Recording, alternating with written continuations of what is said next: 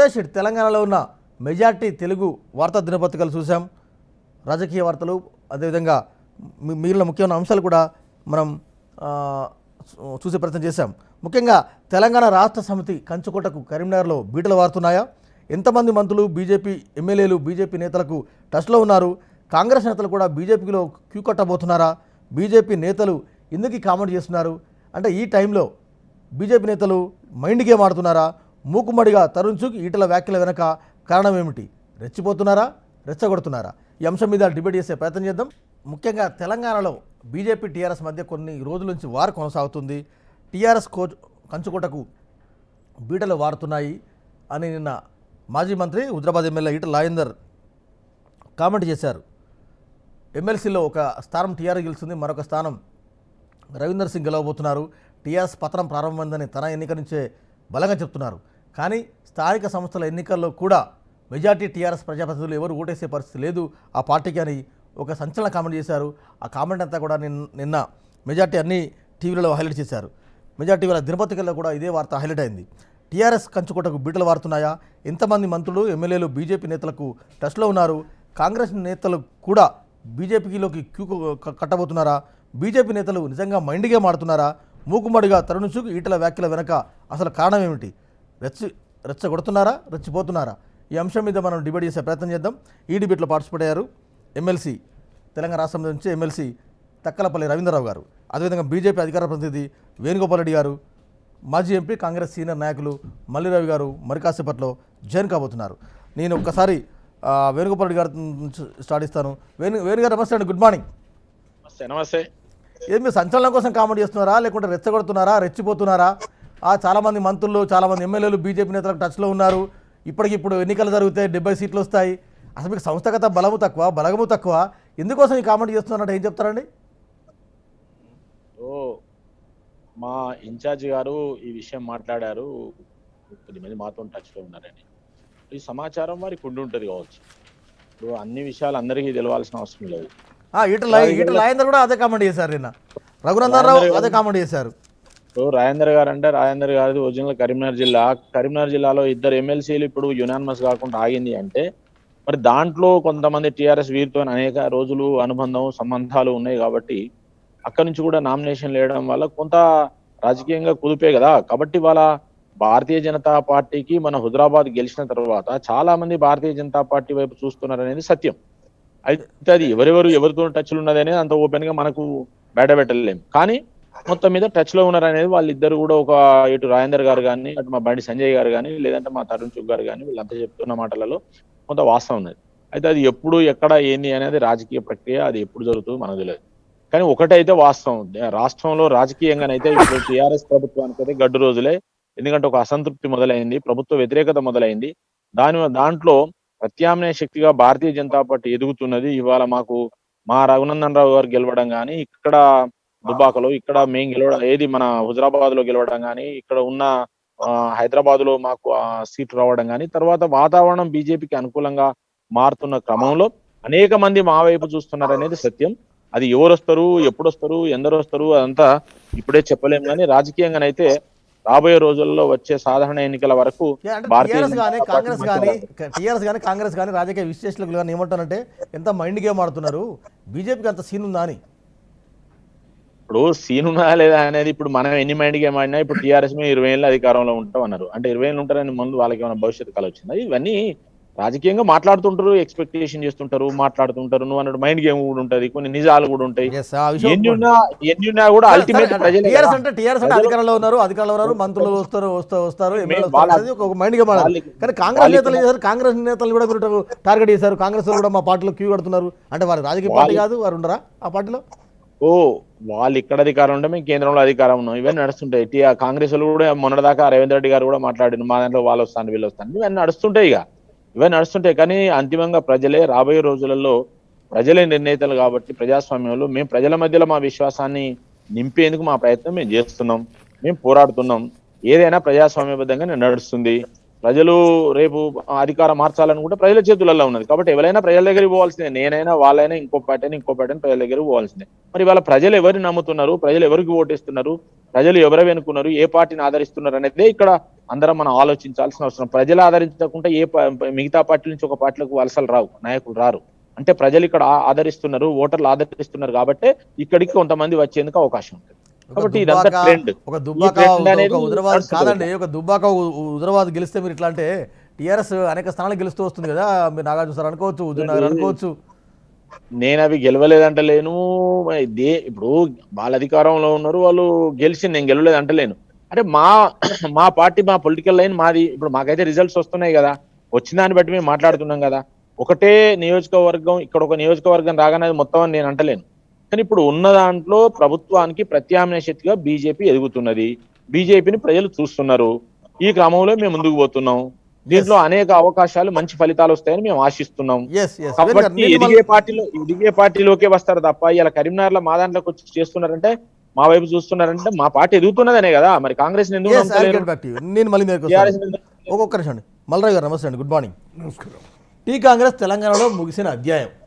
అసలు కాంగ్రెస్ నేతలు చాలామంది మాకు టచ్లో ఉన్నారు. ఇలాంటి కామెంట్ నా తరుణ్ చుక్ చేశారు ఇన్ఛార్జి హోదాలో. నిజంగా అట్లాంటి లీకులు ఉన్నాయి, అట్లాంటి అవకాశం ఉందా, అట్లాంటి ప్రమాదం ఉందా? అంటే బీజేపీ పార్టీ నిన్నటిదాకా చేసిన పోరాటం ఆపు చేసి ఇప్పుడు ఈ రకమైనటువంటి రాజకీయ మాటలు మాట్లాడటం ద్వారా మేము ఉన్నాము అనే అస్తిత్వం కోసం మాట్లాడే మాటలు ఇవి. ఇట్లనే మాట్లాడారు అధికారంలో రాగానే మోడీ గారు కాంగ్రెస్ ముక్తి భారత్ అని. ఏమైంది కాంగ్రెస్ ముక్తి భారత్? ఆ పార్టీ ఢిల్లీలో లేదు, ఆ పార్టీ గల్లీలో లేదు, అసలు ఏం లేదని దాని తర్వాతనే కదా కాంగ్రెస్ పార్టీ ముఖ్యమంత్రులు కూడా వచ్చారు. మధ్యప్రదేశ్లో ముఖ్యమంత్రి వస్తే ఆ ముఖ్యమంత్రి పదవిని పడగొట్టి వాళ్ళు వచ్చారు, అది వేరే సంగతి. పంజాబ్లో వచ్చింది, రాజస్థాన్లో వచ్చింది. కాంగ్రెస్ ముక్తి భారత్ అయిందా? అదే అందులో భాగంగా ఇది మాట్లాడుతున్నారు. ఇవాళ ఎక్కడో పేపర్లో రాశారు, మా బీజేపీ శ్రేణులకి పోరాటం చేయొద్దు, అసెంబ్లీ ఓట్లు వేయటానికి అని మేము చెప్తామని చెప్పారని టీఆర్ఎస్ వాళ్ళు చెప్తున్నారు. అదంతా అయిపోయింది కదా, ఇది చెప్తున్నారు. ఇప్పుడు పోరాటం వద్దు, ఆఫ్ చేయమని చెప్తే ఏం చేయాలో తెలియని పరిస్థితుల్లో ఇప్పుడు కాంగ్రెస్కి ఏమీ లేదు టీఆర్ఎస్లో, లేకపోతే రేపు మేమే ప్రత్యామ్నాయం అని చెప్పటం ద్వారా ప్రజలను నమ్మించడానికి చేసే ఒక ప్రయత్నం తప్ప ఇంకోటి కాదు. నిన్న హుజూరాబాద్లో మన రాజేంద్ర గారు గెలిచాడంటే, రాజేంద్రను టీఆర్ఎస్ పార్టీలో నుంచి ఆయన్ని మంత్రి పదవి నుంచి పంపించిన విధానం మీద హుజూరాబాద్లో ఉన్న ప్రజలందరూ హుజూరాబాద్కు జరిగిన అన్యాయం ఇది, హుజూరాబాద్ అంతా ఏకమై ఆయన గెలిపించాలనే ఉద్దేశంతో ఆయన గెలిపించారు. గెలిపించిన తర్వాత ఏది ఇంతకుముందు మొన్న జరిగిన ఎన్నికల్లో మీరు నిజంగానే పెద్ద ఆల్టర్నేటివ్ అయితే ఒక్క సీటేనా మీకు వచ్చేది బీజేపీకి? మరి ఎన్ని చోట్ల పోటీ చేసిన తర్వాత ఎన్ని ఓట్లు? అప్పటికిప్పటికి క్షేత్రం మారిందనే కదా, అప్పటికిప్పటి క్షేత్రం మారింది, ఫలితాలు మారుతున్నాయి, వాస్తవ పరిస్థితి మారుతుంది, అందుకనే బీజేపీ బలపడుతుంది అంటున్నారు కదా. నిన్న మొన్ననే మన ఇది ఉంది కదా జానారెడ్డి దగ్గర నాగార్జున సాగర్ ఏమైంది? మారలేదా? ఏం మారదు. ఏం మారిందంటే మీరు ఆయన ఈటెల రాజేందర్ని గెలిపించాలనుకున్నారు తప్ప బీజేపీని గెలిపించాలని ఒక్కళ్ళు కూడా చెప్పలేదు. అక్కడ ఓటు ఈయన గెలిపించాలంటే పువ్వు గుర్తుకేయాలి, అంటే అది బీజేపీ గుర్తు. అది బీజేపీ గుర్తా లేకపోతే ఇంకోటి గుర్తా అని వాళ్ళు పట్టించుకోవాలి. రాజేంద్రని గెలిపించాలంటే పువ్వుకేయాలని చెప్పారు, వేశారు. ఆ రకంగా జరిగిన ఒక ఇన్సిడెంట్ తీసుకుని రాష్ట్రంలోనే కాంగ్రెస్ లేదు, అందరు టచ్లో ఉన్నారు అని చెప్పడం ఎట్లుందంటే, ఇది ఏమీ లేకుండా ఏదో ఉందని పెద్ద స్థాయిలో మాట్లాడితే అది ఒక అపోహదారి తీసి కొంత లాభం జరిగిద్దనే ఆలోచనతో చేసే ఎత్తుగడ, రాజకీయ ఎత్తుగడలో భాగంగా. ఒకసారి తాజా ఎమ్మెల్సీ తక్కలపల్లి రవీంద్రరావు గారు ఉన్నారు. రవీంద్రరావు నమస్తే అండి, గుడ్ మార్నింగ్. Good morning. నిన్న బీజేపీ రాష్ట్ర వ్యవహారాల ఇన్ఛార్జి తరుణ్ చుగ్ కావచ్చు, ఈటల రాజేంద్ర కావచ్చు, రఘునందన్ కావచ్చు, చాలామంది బీజేపీ కీలక నేతలు కేవలం తెలంగాణ రాష్ట్ర సమితిని మాత్రమే టార్గెట్ చేశారు. చాలామంది మంత్రులు, చాలామంది ఎమ్మెల్యేలు, చాలామంది గులాబీ పార్టీ నేతలు మా పార్టీలో కంటే బీజేపీకి టచ్లో ఉన్నారు, ఇప్పటికిప్పుడు ఎన్నికల తర్వాత 70 సీట్లు వస్తాయి, టీఆర్ఎస్ త్వరలో ఖాళీ అవుతుందని తరుణుచుగంటే ఈటెల రాజేందర్ ఒక అడుగు ముందుకేసి కరీంనగర్ టీఆర్ఎస్ కంచుకోట, ఆ కంచుకోట బద్దలవుతుంది, కంచుకోట ఖాళీ అవుతుంది, రేపు ఒక ఎమ్మెల్సీ స్థానం ఓడిపోతుంది అనే కామెంట్ కూడా రాజేందర్ చేశారు. ఇద్దరు వ్యాఖ్యల వెనక బలమైన కారణం ఏమైనా ఉండి ఉంటుందా? నిజంగా టీఆర్ఎస్ అంతర్మదనంలో పడిందా అంటే ఏం చెప్తారండి? మొదటగా వెంకట్ గారు, మీకు, హెచ్ఎంటీవీ ప్రేక్షకులకు, హెచ్ఎంటీవీ సిబ్బందికి, ఈ చర్చలో పాల్గొంటున్న మల్లు రవి గారికి, నరహరి వేణుగోపాల్ రెడ్డి గారికి, అందరికీ ఎమ్మెల్సీగా మొదటిసారిగా కలుసుకుంటున్న సందర్భంగా అందరికి శుభాకాంక్షలు, ధన్యవాదాలు తెలియజేస్తూ, ఇక ఈ రకమైనటువంటి చర్చలు టిఆర్ఎస్ పార్టీ కొత్త ఏం కాదు, కేసీఆర్ గారి మీద కొత్త ఏం కాదు. అనేక దఫాలుగా అనేకమైనటువంటి ఎన్నికల్లో ఉద్యమ కాలం నుంచి ఈ రకమైనటువంటి మాటలు వినడం మాకు ఇది కొత్త కాదు.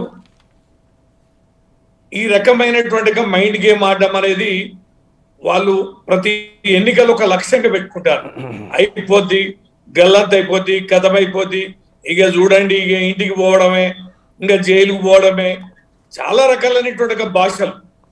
ఆ భాష వాడడంతో ఈ రకమైనటువంటి పదజాలంతో ప్రజల్ని గందరగోళపరిచి ఒక ట్రెండ్ సెట్ చేసుకొని వాతావరణాన్ని లేదా వ్యతిరేకతని, ప్రభుత్వ వ్యతిరేకతని పెద్దగా చేసి అనుకూలంగా మలుచుకోవడంలో ఇవన్నీ ఒక భాగం.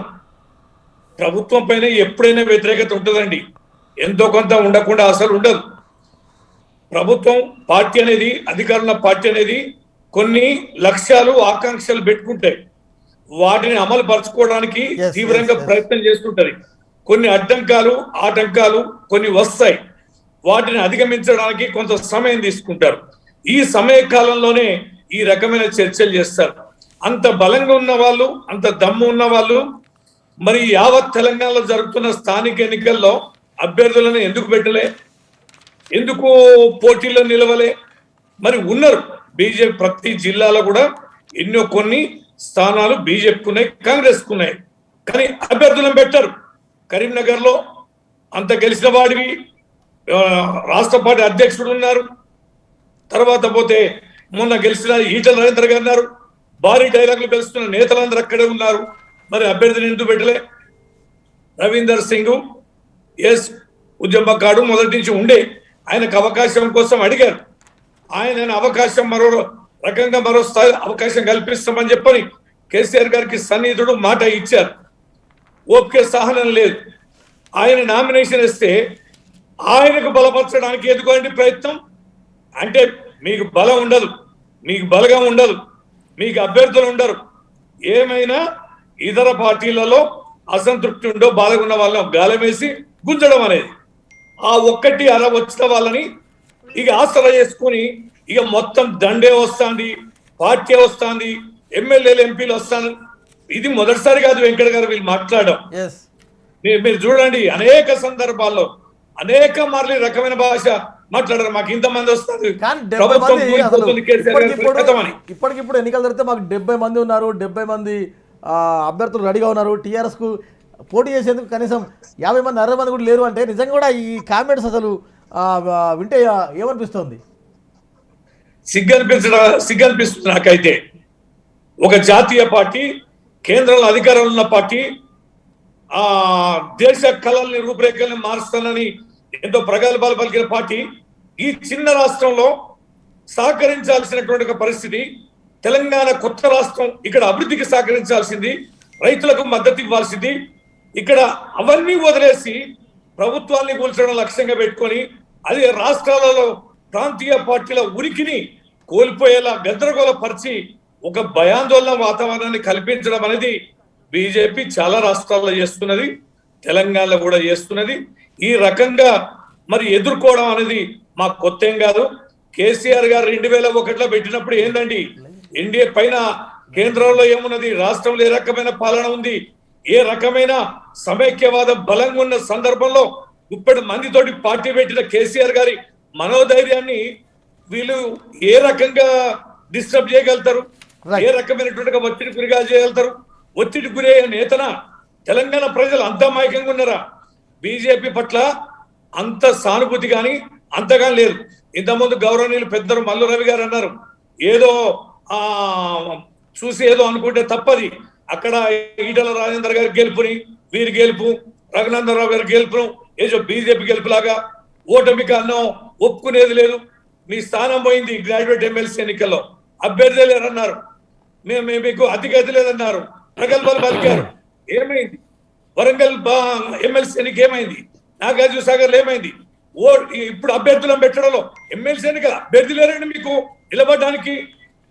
మీరు అధికారంలోకి వస్తారు, ఇంతమంది వస్తారు అనేవాళ్ళు జరుగుతున్న ఎన్నికల్లో అభ్యర్థులను పెట్టే మానసిక స్థితిలో లేరు. ఎవరో ఏదో పార్టీలో అసంతృప్తిగా చిన్నపాటి నేతలను ఒకరిని పట్టుకొని మా గెలుస్తున్నాం, పోతున్నాం, ఓడిస్తున్నామని ఈ రకంగా వలకడం అనేది బీజేపీ స్థాయిని పెంచుకున్నట్ట, బీజేపీ స్థాయిని దిగజార్చుకున్నట్ట. ఇది అర్థం చేసుకోవాలి బీజేపీ. వెంకట గారు ప్లీజ్. సరే, ఇప్పుడు రవీందర్ గారు నా పార్టీ నేను, వారి పార్టీని వారు ఎవరు మాట్లాడుకుంటాం. కానీ రాబోయే రోజులలో మనకు పరిస్థితులు అర్థమైతే, ఎందుకంటే ప్రభుత్వం మీద తీవ్రమైన వ్యతిరేకత ఉన్నమాట వాస్తవం. ఇలా ప్రజలల్లో 10,000 రూపాయలు ఇచ్చినా కూడా ఓటేని స్థితి వచ్చింది. ఎందుకు వచ్చిందో ఒకసారి ఆలోచించుకోవాల్సిన అవసరం ఉంది. కాబట్టి నేనేమంటున్నా అంటే, మొత్తం యావత్ తెలంగాణ ప్రజలలో ఇవాళ తీవ్రమైన అసంతృప్తి ఉన్నది. ఆ అసంతృప్తిని మేము పొలిటికల్ పార్టీగా ఎన్కాష్ చేసుకునేందుకు మా ప్రయత్నం మేము చేస్తున్నాం. అది ప్రజాస్వామిక హక్కు, మేము చేస్తాం. టీఆర్ఎస్ తన పని తను చేయడంలో మేము కాదంటలేము. ఎవరి హక్కులు వాళ్ళకు ఉంటాయి, ప్రజాస్వామ్యంలో ఎవరి పోరాటం వారికి ఉంటుంది. కాబట్టి ఈ రాష్ట్రంలో అధికారం వచ్చేందుకు మాకు ఎప్పుడో అధికారం రావాల్సి ఉండే, కానీ 2 సార్లు 83లో మాకు మిస్ అయింది భారతీయ జనతా పార్టీ, తెలుగుదేశం రావడం. తర్వాత మళ్ళీ మేము 98, 99లో పుంజుకుంటున్న టైంలో తెలంగాణ ఉద్యమ పార్టీ రావడం, అట్లా మిస్ అయింది. ఈసారి మాత్రం ఖచ్చితంగా భారతీయ జనతా పార్టీకి ఒక అవకాశం మాత్రం మాకు కనిపిస్తున్నది. మేము సానుకూలంగా దాన్ని ఆలోచిస్తున్నాం, సానుకూలంగా ప్రయత్నం చేస్తున్నాం. అధికారంలోకి వచ్చేందుకు అది మా ప్రయత్నం, మా రైట్, అది అంతే. కాబట్టి ఇప్పుడు మాకు టీఆర్ఎస్ నుంచి వస్తారా, కాంగ్రెస్ నుంచి వస్తారనే కాకుండా ప్రజల నుంచి సపోర్ట్ వచ్చిన తర్వాత ఎవరిని మేము పిలవాల్సిన అవసరం లేదు, ఎవరిని బలవంతంగా చేర్చుకోవాల్సిన అవసరం లేదు. ట్రెండ్ ఎటుంటే గట్ట వస్తారండి. ఇప్పుడు టీఆర్ఎస్ కు ట్రెండ్ ఉన్నప్పుడు టీఆర్ఎస్ కు రాలేదా? అన్ని పార్టీల నుంచి వచ్చాను. అలా బీజేపీకి ట్రెండ్ స్టార్ట్ అయితే కూడా బీజేపీ కూడా అన్ని రాజకీయ పక్షాలు కావచ్చు, నాన్ రాజకీయ పక్షాలు కావచ్చు, ఎవరైనా అంటే ఇప్పుడు బీజేపీ అంటే కేంద్రం మధ్య రాష్ట్ర మధ్య కేంద్ర బీజేపీ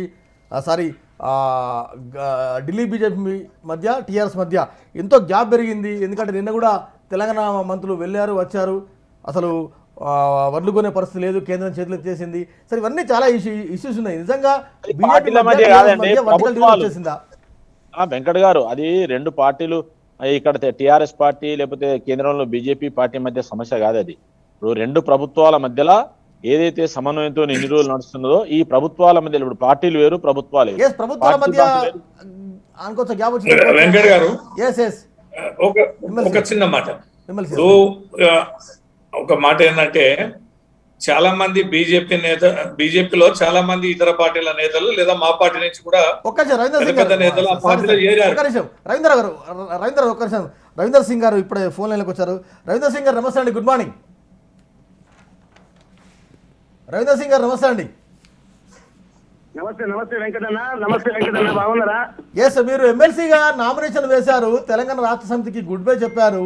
ఏ ధైర్యంతో ఎందుకు నామినేషన్ వేశారు అంటే ఏం చెప్తారు? ఎందుకంటే చాలామంది బీజేపీ నేతలు అంటే చాలామంది టీఆర్ఎస్ మంత్రులు కావచ్చు, ఎమ్మెల్యేలు మా పార్టీలో టచ్లోకి వస్తారని ఒక చర్చ కొనసాగుతుంది. సరే, మీరు బీజేపీకి వెళ్తారా వెళ్ళారా వివరాల జోలికి పోను, కానీ మీరు తెలంగాణ రాష్ట్ర సమితికి ఎందుకు గుడ్ బై చెప్పారంటే ఏం చెప్తారు? నాకు ధైర్యం ఉన్నదంతా కూడా నా ఉద్యమకారులందరూ కూడా, వాళ్ళు టీఆర్ఎస్ పార్టీలో ఉన్నోళ్ళు కానివ్వండి, మిగతా పార్టీలో ఉండండి కానీ, బయట ఉండండి కానివ్వండి, జిల్లాలో ఉన్నోళ్ళు కానివ్వండి, మొత్తం మంది కూడా నాకే మద్దతు తెలుపుతారు. ఆ ధైర్యంతో నేను ముందుకు పోతున్నా. ఉద్యమకారులకు అన్యాయం జరుగుతుంది కాబట్టి ఉద్యమకారులందరూ ఒక్కటేయవలసిన అవసరం ఉంది కాబట్టి ఈ రోజు నామినేషన్ ఇచ్చినా తప్పనిసరిగా నేను గెలుస్తా. ఎట్లా గెలుస్తారు? ఇద్దరు టీఆర్ఎస్ పార్టీ అభ్యర్థులు ఉన్న తర్వాత టీఆర్ఎస్ పార్టీ ఓటర్లు మీన్స్ కార్పొరేటర్లు, కౌన్సిలర్లు, ఎంపీటీసీలు, జెడ్పీటీసీలు వారంతా క్యాంపులో ఉన్న తర్వాత మీకు ఎట్లా ఓట్లు ఇస్తారు? ఒక సింపుల్ ఎగ్జాంపుల్ చెప్తా వెంకన్న గారు. ఏం లేదు, 10,000 రూపాయలు ఇచ్చిండ్రు ఓట్లు హుజరాబాద్ కు. కానీ జనాలు ఏం చేసిండ్రు? ఓట్లు కేవలం మన రాజేంద్ర అన్న గారికి ఓటేసి గెలిపించిండ్రు. పైసలు ముఖ్యం కాదు, క్యాంపులు ముఖ్యం కాదు. ఎన్నడూ కూడా శిక్షణా తరగతులు చేసేందుకు సమయం లేదు, శిక్షణా తరగతులు నిర్వహించేందుకు సమయం లేదు, కానీ క్యాంపులు నిర్వహించేందుకు మాత్రం భానుప్రసాద్ గారికి బాగా టైం దొరికింది. ఒక్క రోజులో ఆయన కుర్చీ కోసం 12 సంవత్సరాలకి వెళ్ళి కొట్లాడుతుండో, ఎంపీటీసీల కుర్చీల కోసం ఒక్కరోజు మాట్లాడిన పాపన పోలేదు. ఇక ఆయనకి ఏ రకంగా ఓట్లేస్తారండి?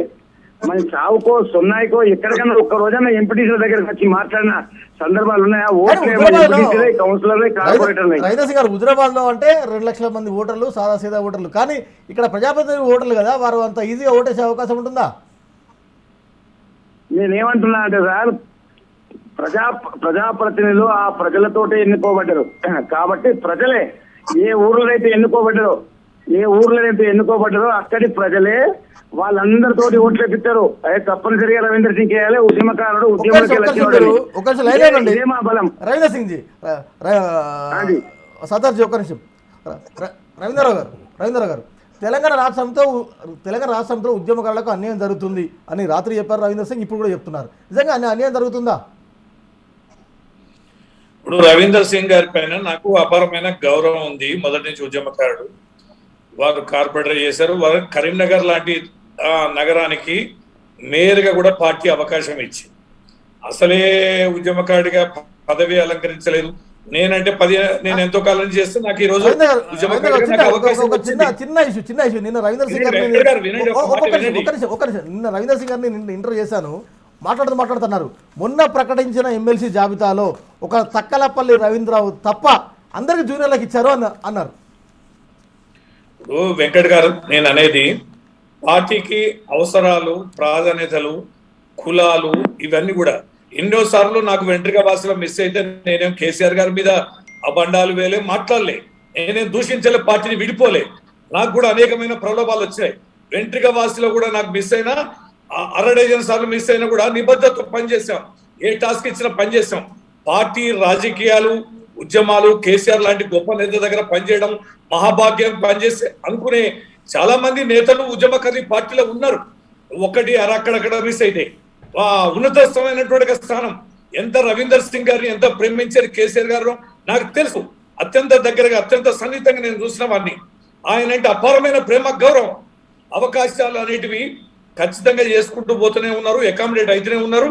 మిగిలిన వారి సంఖ్య తక్కువ ఉంది. ఆ తక్కువ ఉన్న వారిని రాబోయే కొద్ది రోజుల్లో అకామిడేట్ చేసే అవకాశం ఉంది. అంత మాత్రాన తొందరపడి పార్టీ మారి పదవుల కోసం, అవకాశాల కోసం వెళ్ళిపోయే నేతలు ఈ టిఆర్ఎస్ పార్టీలో కొత్త కాదు. ఇది రవీందర్ సింగ్ గారు మొదటి వ్యక్తి కాదు. రవీందర్ సింగ్ గారు తొందరపడ్డారా? నేను రవీంద్రరావు గారికి ఒక విషయం చెప్పదలుచుకున్నాను. నాకు ఫోన్ లో చాలా చక్కగా వినబడ్డది. ఉద్యమకారులకు అన్యాయం జరిగింది. నేను నిన్న కూడా మాట్లాడుతూ ఏకైక మాట చెప్పినా, ఒక్క రవీంద్రరావు నేను సామాజిక వర్గం గురించి మాట్లాడలేదు, ఏ సామాజిక వర్గం అని లేదు. కానీ రవీంద్రరావు గారు మాత్రం ఉద్యమకారులని చెప్పిన, రవీంద్రరావు గారు ఉద్యమంతో వచ్చిందని చెప్పిన, వాళ్ళు బాగా సేవ చేసిరని చెప్పినా. కానీ నేను చెప్పేది ఒకటే విషయం, ఉద్యమకారులు కాకుండా మొన్న వచ్చిన కౌశిక్ రెడ్డి ఏంది, రాళ్లు కొట్టిన కౌశిక్ రెడ్డి ఏంది, కడవ లేకుండా మెంబర్షిప్ లేకుండా వెంకటరామరెడ్డి ఏంది, ఈ రోజు రమణ ఏంది, ఈ రోజు భానుప్రసాద్ ఏంది. భానుప్రసాద్ ఎందుకు రిలీవ్ చేసిండ్రు? ఏ సామాజిక వర్గానికి ఏమైనదో లాభం ఉంది? మీరు దయచేసి ఆలోచించాలి. సామాజిక వర్గాల ఈక్వేషన్స్ కనుక చూస్తే ఉద్యమం అప్పుడు ఏ సామాజిక వర్గానికి సంబంధించిన ఈక్వేషన్లు చూడలే. చిన్న కులమైన పెద్ద కులమైన ప్రతి ఒక్కరూ ముందు పోయారు. అంబేద్కర్ గారు ఏం చెప్పారు? అంబేద్కర్ చాలా చక్కగా చెప్పారు. ఒక మన కుల పునాదులతోటి ఒక జాతిని గాని ఒక నీతిని గాని నిర్మించలేమన్నాడు. ఎన్నో కూడా కేసీఆర్ గారు ఉద్యమంలో కులాలను గాని ఈక్వేషన్లు గాని చూడలే. కేవలం ఈ 2 సంవత్సరాలు కానీ అంతకన్నా ముందు 4 సంవత్సరాలకి వెళ్ళింది. కానీ ఈ కుల ప్రతిపాదన రావడం ఏంది, ఈక్వేషన్ రావడం ఏంది? ఉద్యమకారులు ఏ కులం ఉన్నా ఏ మతం ఉన్నా అందరికీ ఇవ్వాలి. నేను గర్వంగా చెప్తున్నా, మా రవీంద్రరావు అన్న ఉద్యమకారుడు. ఆయనకి ఇచ్చినందుకు యావత్ తెలంగాణ ఉద్యమకారులు ఆనందపడ్డారు. అది కానీ ఆయనకు ఇప్పటికే లేట్ అయిందని ఆలోచన ఉంది. రవీంద్రరావు గారు ఉద్యమంకి వచ్చిన దాంట్లో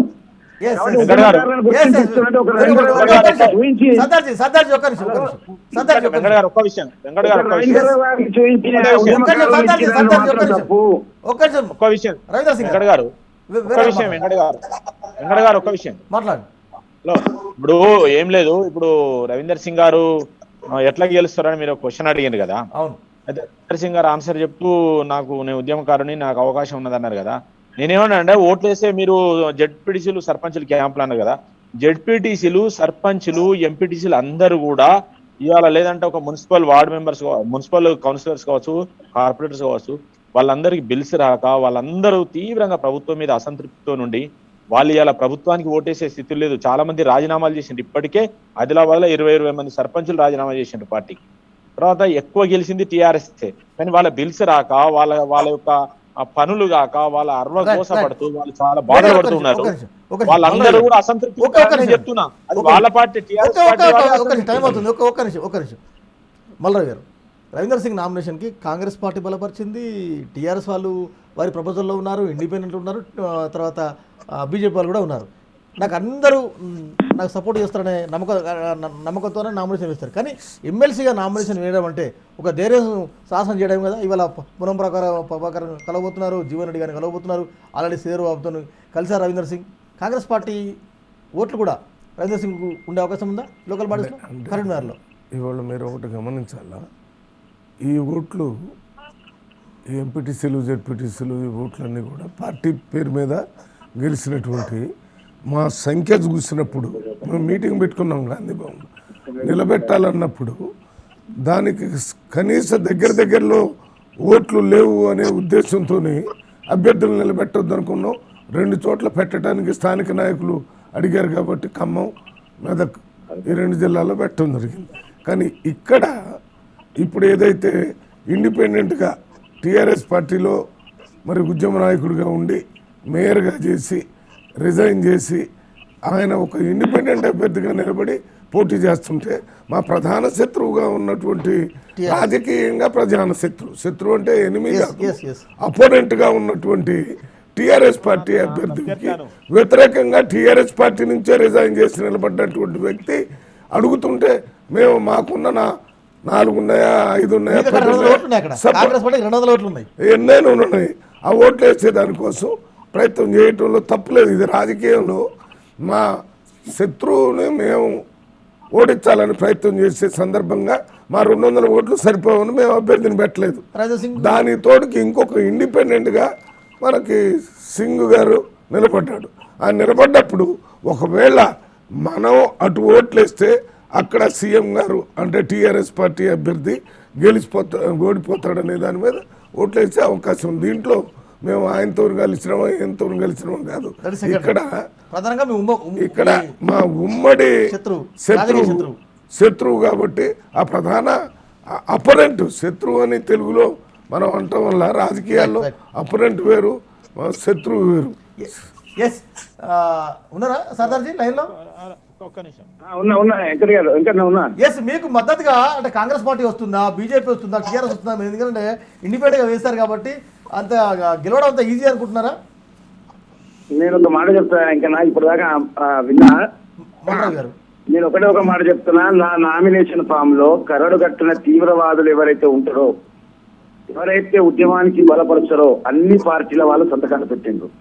ఇంకొక విషయం, ఎందుకు నేను అన్ని పార్టీలతోటి గట్టిగా నిలబెట్టలు పెట్టినా అంటే, నేను నామినేషన్ వేసిన వెంటనే ప్రభుత్వ యంత్రాంగం అంతా కూడా వాళ్ళ ఇంట్ల పైన దాడి, వాళ్ళని పట్టుకొని రావడం, వాళ్ళకు నేను ఫోర్జరీ సంతకం పెట్టించిన అని చెప్పడం అనే ఇలాంటి చీప్ టాక్టిక్ పాలిటిక్స్ ను ఉపయోగించి వాళ్ళని కలెక్టర్ గారి దగ్గర ఆర్ఓ గారి దగ్గర తీసుకొచ్చి అలాగే నా మీద ఒక దరఖాస్తు ఇప్పించి రవీంద్ర సింగ్ ఫోర్జరీ చేసింది అనేది.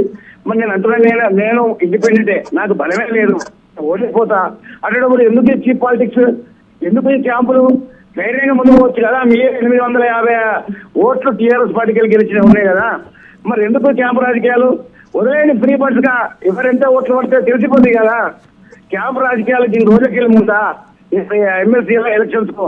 కాబట్టి నేను దయచేసి ఏమంటున్నా చెప్పాలా, ప్రతి ఒక్కరికి స్వతహాగా ఆలోచించే శక్తి ఉంటాడు భగవంతుడు. వాళ్ళకు ఒక గుండె ఇచ్చిండు, ధైర్యం ఇచ్చాడు, మంచి తెలివి ఇచ్చాడు. ఎంపీటీసీలు జెడ్పీటీసీలు వాళ్ళు మంచిగా ఆలోచించి నిర్ణయం తీసుకుంటారు.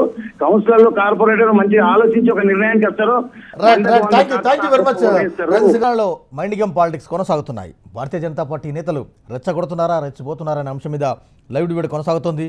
ఈ లైవ్ డిబేట్ కంటిన్యూ అవుతున్నారు ఎమ్మెల్సీ రవీంద్రరావు గారు, మల్రావు గారు, కాంగ్రెస్ పార్టీ సీనియర్ నాయకులు, వేణుగోపాల్ రెడ్డి గారు భారతీయ జనతా పార్టీ నుంచి. రవి గారు, మీకు పీసీసీకి కొత్త నాయకత్వం వచ్చింది తెలంగాణలో, ఓ గుణీకృత ఉత్సాహంతో కొత్త సభలు సమస్యలు పడుతున్నారు. సరే, హుజరాబాద్ ఫలితం మీకు కొంత నిరాశపరచవచ్చు. కానీ నిన్న చుక్కు చేసిన కామెంట్లు ఏంటంటే ఢిల్లీలో చచ్చిపోయింది కాంగ్రెస్, గల్లీలో చచ్చిపోయింది కాంగ్రెస్, ఇక కాంగ్రెస్ ఆల్రెడీ చచ్చిపోయింది, ఇక్కడ ఎవరు జేనయ్యే పరిస్థితి లేదు, కాంగ్రెస్ నేతలు కూడా మాకు టచ్లో ఉన్నారు అని. అంటే చుగ్గు గారు ఆయన బీజేపీ పార్టీకి ఇన్ఛార్జిగా తెలంగాణ రాష్ట్రానికి వచ్చారు. నేను అనుకుంటాను ఇక్కడ జరుగుతున్నటువంటి రాజకీయాల్ని సరిగా అవగాహన చేసుకోకుండా ఎవరో రాసిచ్చినటువంటి దాన్ని చదివి మాట్లాడినట్టుంది. వాస్తవానికి వారు మాట్లాడేదానికి ఆమడ దూరం తేడా ఉంది. ఏం మాట్లాడుతున్నారు? కాంగ్రెస్ పార్టీ ఇవాళ ఏం చేస్తుందో ఒకసారి గమనించండి. రేవంత్ రెడ్డి గారు పిసిసి అయిన తర్వాత ఆదిలాబాద్లో ఒక మన ఇంద్రవెల్లో మీటింగ్ పెట్టారు. అనుకోని విధంగా 1,00,000 మంది అక్కడ వచ్చారు. ఇక్కడ రావిరియాల్లో పెట్టారు, అక్కడ 1,00,000 దాటారు. ఇక్కడ సీఎం గారు కాన్స్టిట్యున్సీ ఇది గజ్వేల్లో పెట్టారు, అక్కడ కూడా 1,00,000 దాటి ఓట్లు వచ్చారు. నిన్న మొన్న నిరుద్యోగులు తర్వాత విద్యార్థులు దాని మీద ఒక జంగ్ సైరన్ అని మహబూబ్ నగర్ పెడితే 2,00,000 మంది వచ్చారు. అసలు ఈ పరిస్థితిని ఏమన్నా గమనిస్తున్నారా? ఏం జరుగుతుందనేది చుగ్ గారు చూస్తున్నారా? మోడీ గారు అప్పుడు చెప్పినట్టు ఏది కాంగ్రెస్ ముక్త భారత్ అని చెప్తే ఏమైందో ఇప్పుడు కూడా అదే అయింది. మేము ఎవరిని ముక్త భారత్ అంటం లేదు. ఓడిపోయినోడు ఉంటాడు, గెలిచినోడు ఉంటాడు.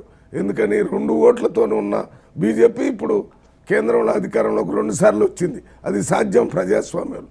ఇక్కడ కూడా కాంగ్రెస్ పార్టీ పోయినసారి అపోజిషన్ కానీ ఇప్పుడు కానీ లీడర్ అపోజిషన్ స్థాయికి రాకపోయినా 2 కంటే చాలా ఎక్కువ మాయి. అయితే 2 వచ్చినోడే ప్రభుత్వంలోకి మళ్ళీ వస్తే మరి 54, 55 వచ్చినటువంటి కాంగ్రెస్ పార్టీ వేరే రాష్ట్రాల్లో ముఖ్యమంత్రులు అప్పుడు మీ టైంలో వాళ్ళు కూడా లేరు. ఇంతమంది వచ్చిన కాంగ్రెస్ పార్టీ ముక్త అంటే ఎట్ట కుదిరిద్ది? కాంగ్రెస్ పార్టీ వ్యక్తులు కాదు, Congress party is an ideology. BJP ఇంకొక ఐడియాలజీ, కమ్యూనిస్ట్ పార్టీ ఇంకొక ఐడియాలజీ. ఈ ఐడియాలజీస్ ఎప్పుడూ చచ్చిపోవు, వెళ్ళిపోవు. ఈ ఐడియాలజీస్ భారతదేశంలో ప్రజలు ఉన్నంత కాలం ఉంటాయి. ఈ ఐడియాలజీ ఎటువంటిదంటే అందరినీ కలుపుకొని, అందరినీ పైన కింద మధ్య అంటే చిన్నవారి నుంచి పెద్దవాళ్ళ దాకా అన్ని కులాలు మతాలు ప్రాంతాలను కలుపుకొని పోయే ఆ ఐడియాలజీ ఒక్క కాంగ్రెస్ పార్టీలోనే ఉంది. అందువలనే కాంగ్రెస్ పార్టీ ఎప్పుడు కూడా ప్రజల నుంచి బయటికి పోదు, మళ్ళీ తెచ్చుకుంటారు. చెప్పండి మీరు క్వశ్చన్ అడుగుతారా? అంటే కాంగ్రెస్ పార్టీ అసలు లేదు. వేణుగోపాల్ రెడ్డి గారు అనడం, ఎందుకంటే ఆయనకు తెలుసు, తెలియనోడు కాబట్టి చుగ్గు స్టేట్మెంట్ ఇచ్చిపోదామని ఎత్తాడు. వారికి కొత్త నాయకత్వం వచ్చింది, ద్విగుణీకృత ఉత్సాహంతో ఉన్నారు. ఎందుకు కాంగ్రెస్ పార్టీ నేతలు మీరు టార్గెట్ చేశారు? మా పార్టీ వీళ్ళ పార్టీ వాళ్ళు కూడా వస్తారు అంటే మీ మీటింగ్లు మా మీటింగ్లు పెట్టు. ఇప్పుడు మొన్నటిదాకా ఏమైనాయి? మేము 4-5 మీటింగ్లు పెట్టాము. కానీ ఇప్పుడు అట్లా కూడా వేరే గారు ఏమంటారంటే మీ ఓట్లు మా ఓట్లు చూడు హుజురాబాద్లో అంటారు. అరే హుజురాబాద్ మీ కాదు, అది రాజేందర్ ఓట్లని నేను చెప్పాను. నేను మొన్న కాశీకల్ కూడా ఇప్పుడు మల్లురవన్న చాలా సీనియర్ పొలిటీషియన్, వారికి 2 జాతీయ పార్టీలు, వాటి రాజకీయ విలువలు తెలుసు, వారు చాలా హుందాగా ఉంటారు. ఇప్పుడు కూడా అట్లనే మాట్లాడిండ్రు. నేను వారి అభిప్రాయంతో ఏకీభవిస్తూనే నేనేమంటున్నా అంటే, కాంగ్రెస్ పార్టీకి ఇప్పుడు ఆయా సందర్భాల్లో నరేంద్ర మోడీని విమర్శించినా, నరేంద్ర మోడీ వీళ్ళని విమర్శించినా రకరకాల సందర్భాన్ని బట్టి అంటారు. కానీ ఇవాళ ఉన్న సిచ్యువేషన్ మాత్రం వాస్తవాలు అందరికీ తెలుసు. ఎందుకంటే కాంగ్రెస్ కంటే ఈ రాష్ట్రం విషయం చెప్తున్నా, దేశంలో కూడా అంతే, బీజేపీకి అనుకూలమైన వాతావరణం ఉన్నది. ఈ విషయం వాళ్ళు ఒప్పుకోకున్నా రాజకీయంగా మన అందరికి తెలుసు. సరే, ఇప్పుడు వారికి మార్కెట్ ఇన్ఛార్జ్ ఉంటారు, వారికి కూడా ఢిల్లీ నుంచి ఇన్ఛార్జ్ ఉంటారు. ఢిల్లీ నుంచి వాళ్ళు సమాచారం పట్టుకుని వాళ్ళ ఇన్ఛార్జ్ కూడా మాట్లాడుతూ ఉంటారు, మా ఇన్ఛార్జీలు మాట్లాడుతుంటారు. మాట్లాడిన వాళ్ళు ఇప్పుడు మా ఇన్ఛార్జి రాసితే చదివినంటే వాళ్ళ ఇన్ఛార్జి కూడా ఇట్లా రాసితే చదువుతారు. మరి అట్లాంటి 2 సేమే ఉంటాయి. 2 జాతీయ పార్టీలు ఒకటే త్రాసులో ఉన్న బాబతి. కాబట్టి ఈ రాసిచ్చే చదువుడా రాకపోవడా కానీ ఇన్ఛార్జిగా తను ఫీడ్బ్యాక్ తీసుకునే మాట్లాడతారు. వారి ఇన్ఛార్జ్ అయినా మా ఇన్ఛార్జ్ అయినా గట్టినే మాట్లాడతారు. వారిది జాతీయ పార్టీ, మాది జాతీయ పార్టీ. బట్ ఎనీహౌ ఇప్పుడు ట్రెండ్ మాత్రం బీజేపీకి దేశంలో కానీ రాష్ట్రంలో వాళ్ళకు తెలంగాణ ఇచ్చిన పార్టీ. అయితే మల్లురావు అన్నాడు శత్రువులు అన్నారు. అన్న వారు సీనియర్ శత్రువులు ఏముండరు ఎవరికి, మనందరం ప్రత్యర్థులం. ఇప్పుడు మనం శత్రువులం కాదు, ప్రత్యర్థులం. రాజకీయాల కరెక్ట్ వర్డ్ చెప్పావన్నా. ఆ మాట దొరక్క నేను అపోజిషన్ అని అన్నాను. శత్రువులు అనకూడదని చెప్తూనే ఉన్నా. ఓకే ఓకే అంతే తప్ప వేరే ఏం లేదు. కాబట్టి ప్రజలు మాకు కొద్దిగా అనుకూలంగా ఉన్న మాట వాస్తవం. అనుకూలంగా ఉన్న వాతావరణంలో కొందరు రావడం మాత్రం మన ఎమ్మెల్సీ రవాణా ఒక ముచ్చట చెప్పిండు. ఏమంటే మీరు అందరు క్యాండిడేట్లు ఎందుకు పెట్టలేదు కాంగ్రెస్ బీజేపీ అన్నారు. నేను చెప్తున్నా ఏంటంటే ఇవి స్థానిక సంస్థల ఎన్నికలు స్థానిక సంస్థల ప్రజాప్రతినిధులు ఓటేయాలి కాబట్టి ఆ స్థానిక సంస్థల ప్రజాప్రతినిధులు టీఆర్ఎస్కే ఎక్కువ గెలిచింది కాబట్టి దాంట్లో ఉన్న పరిస్థితి అందరికీ తెలుసు కాబట్టి చాలా దిక్కులు వెళ్ళేది వాస్తవం కూడా. అయితే ఇక్కడ కొన్ని దిక్కుల మాత్రం ఆ అసంతృప్తి ఉండి కొన్ని దిక్కుల తీవ్ర వ్యతిరేకత ఉన్నది కాబట్టి అక్కడ వేసిన దాన్ని సపోర్ట్ చేస్తున్నారు. ఇది సత్యం. కాబట్టి ప్రజాప్రతినిధులలో మీకు ఎందుకు స్థానిక సంస్థల ప్రజాప్రతినిధుల్లో ఎందుకు అసంతృప్తి ఉన్నదో అది టీఆర్ఎస్ పార్టీ చెక్ చేసుకోవాలి. ఎంత తీవ్రమైన వ్యతిరేకత ఉన్నది. ఇవాళ మేము అసలు సర్పంచ్ పదవులకే రాజీనామాలు చేయడం కానీ, మేము ఓటేయమని చెప్పడం కానీ, వాళ్ళు టీములుగా విడిపోవడం కానీ, ఇవాళ ప్రత్యర్థులు ఎవరైనా నిలబడితే వరకు ఓటేస్తామని చెప్పడం, ఇది మేం చేసేది కాదు. ఇవి వాళ్ళకు ప్రభుత్వం మీద ఉన్న అసంతృప్తితో ఇవాళ స్థానిక ప్రజాప్రతినిధులు వాళ్ళ పార్టీ పేరు మీద గెలిచిన వాళ్ళే ఇవాళ తిరుగుబాటు చేస్తున్నారు. మాకేం పెద్ద ఎక్కువ ప్రజాప్రతినిధులు ఉన్నారని మేమేం హిపోక్రసీగా చెప్పడం లేదు. వాళ్ళ పార్టీలో రవీంద్రరావు గారు ఇందాక వేణుగోపాల్ గారు మాట్లాడినా, రవీంద్ర సింగ్ గారు మాట్లాడినా టీఆర్ఎస్ పార్టీలో ఉద్యమకారులకు స్థానం ఉండడం లేదు, అవమానం జరుగుతుంది, అన్యాయం జరుగుతుంది అనే కామెంట్ని ఎట్లా చూస్తారు? తర్వాత చాలామంది స్థానిక ప్రజాప్రతినిధులు, ఎంపీటీసీలు, జెడ్పీటీసీలు నిరుత్సాహంతో ఉన్నారు, వ్యతిరేకతతో ఉన్నారని ఈ అంశాన్ని ఎట్లా చూస్తారు?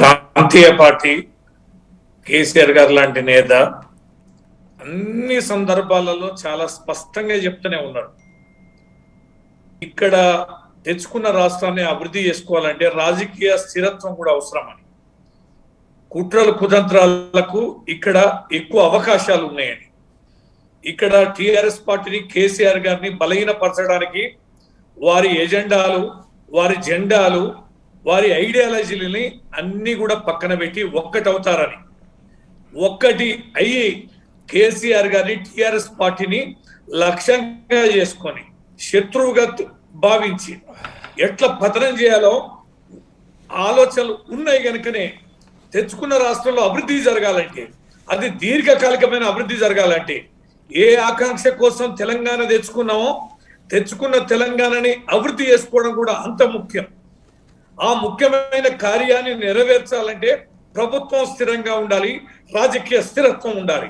అందుకనే నేతల విషయంలో, ఇతర విషయాల్లో సమన్వయం చేసుకుంటూ టిఆర్ఎస్ పార్టీని బలోపేతం చేసుకుంటూ కలిసి వచ్చే వ్యక్తులను, శక్తులను కలుపుకొని పోతూ బలవంతం కావడాన్ని తట్టుకోలేని, అధికారానికి దూరం అయ్యి బలహీనమైన ప్రతిపక్షాలు చేస్తున్న ఘోష ప్రయత్నం, ఆ ప్రయత్నంలో ఒకటో అరో లేదా మా పార్టీలో ఉండి మా పార్టీలకు వచ్చి, లేదా ఉద్యమకారులు ఉండి, లేదా వెనక ముందు ఎంతమంది ఉద్యమకారులకు సర్దుబాటు చేయలే చేసుకుంటూ పోతూనే ఉన్నారు.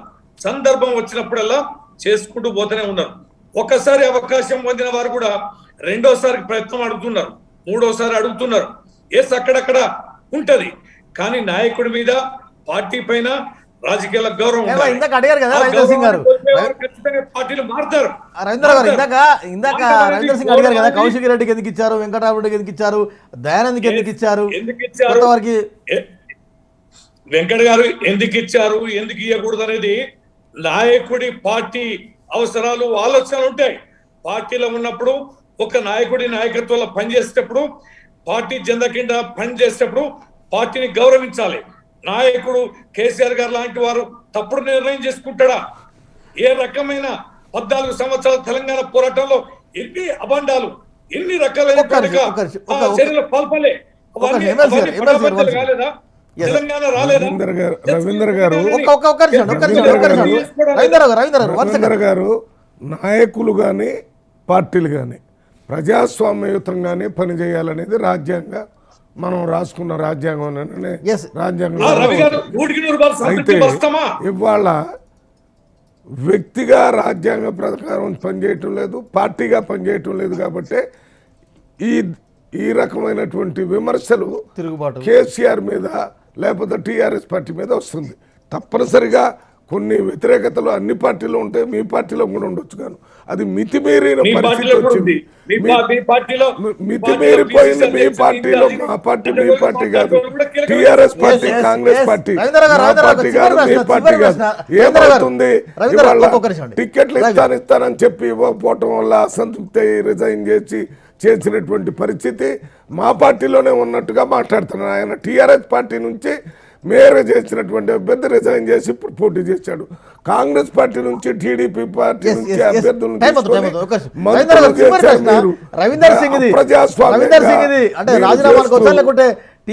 తిరుగుబాటు బావుటానికి వచ్చా ఈటల రాజేందర్ తరహాలో? ఎట్లా రవీందర్ సింగ్ది ఈటల రాజేందర్ తరహాలో తిరుగుబాటు బావుటానికి వచ్చా లేకుంటే రాజీనామానికి వచ్చా? ఏది ఎట్లా చూస్తారు రవీందర్ సింగ్ రాజీనామాను? అరే వెంకట గారి తీవ్రమైన విషయమా? అంతే ఇంత పెద్ద పార్టీలో ఎంతమంది నేతలు వస్తారు, ఎంతమంది నేతలు పోతారు. ఇప్పుడు నేను అనేది ఉద్యమకారులు అనే వాళ్ళు కేసీఆర్ గారు గౌరవించి అత్యంత కీలకమైన వ్యక్తులు కూడా గతంలో పోయారు. కేసీఆర్ గారు బాగా ఇష్టపడి సొంత సోదరులాగా భావించే వ్యక్తులు కూడా వెన్నుపోటు వచ్చిపోయిన ఆ చరిత్ర టిఆర్ఎస్ పార్టీకి ఉంది, కేసీఆర్ గారికి ఉంది. విశ్వాసం అనేది నాయకుడి మీద ఉండాలి.